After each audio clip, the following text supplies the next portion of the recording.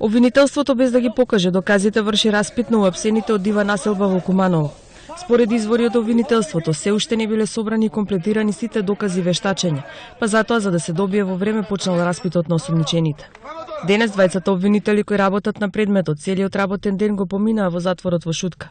Распрашуваа осомничени за пукање, учество и логистика на групата од Косово. Само еден зборувал, и тоа полицаец вработен на граничниот премин Табановце.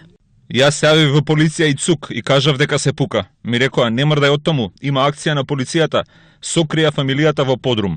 Чекајте евакуација. Ова го изјавил полицаецот кој дента на 9 мај околу 18 часот бил уапсен со уште 14 други мажи скриени во една од куќите.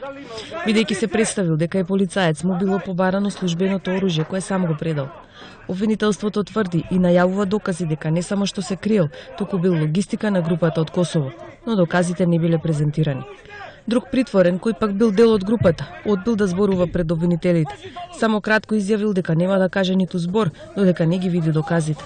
Осомничен е дека бил во позадинскиот дел од групата, која во вистинска војна во населбата уби 8 полицајци, а 37 беа ранети. Неколкумина од полицајците се уште се во тешка здравствена состојба и ќе останат инвалиди. Осомничените според извори од затвора се распрашуваат сам по сам во присуство на адвокат. Бранителите на осомничените не присуствуваат на распитот на останатите притворени, што е вообичаена пракса.